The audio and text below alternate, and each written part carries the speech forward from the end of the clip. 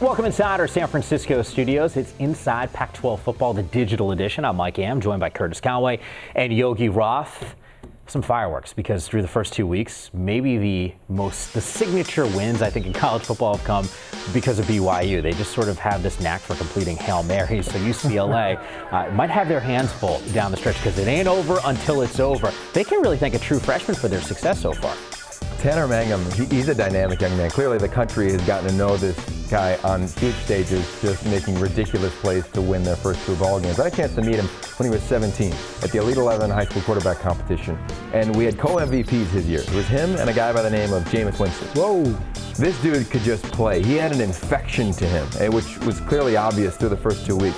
Players just rally around this young man. He's so likable. He's lovable. The fans are all about him, but he's a football junkie. He's going to study this defense. He's going to know in this 3-man front where pressure's coming from, when it's coming from. They're not going to be able to confuse Tanner Mangum. It'll be his toughest test, but I expect them to have a really solid, complete game, and this defense is clearly going to get tested. And it's going to be UCLA's defense toughest test. Yeah. Also, when you look at him being able to move out of the pocket and still make plays, and you know what, we always say this to DBs, when you got a scrambling quarterback, the play is never over. UCLA, their secondary is going to have to play through the whistle. You can't just stop, because after a hook route, you see him breaking the pocket and looking downfield. Already 2 big plays down the field out of the pocket. So for UCLA, if I'm Coach Jim Moore, I'm telling his guys, look, you have to stay on these receivers all the time. Play until you hear the whistle. Other than that, keep going, because this guy can create plays and make plays throwing the ball down the field. I also think it's important to note that UCLA, their non-conference schedule so far, really is shaped up in a big way to potentially help them once the playoff committee sits down and starts debating who should be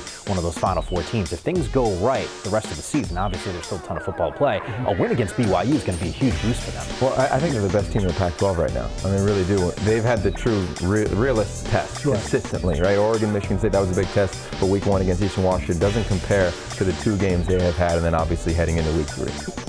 I can't wait to see this one. And of course, full coverage, we will have it for you Saturday night at the end of the night here on Pac-12 Network. It is Pac-12 Final Score. And for everything that's happening around the conference, all you have to do, follow us on Twitter. It's at Pac-12 Networks, and yes, it is plural. You can expect some retweets from these guys. For sure. Favorite retweet, the whole thing.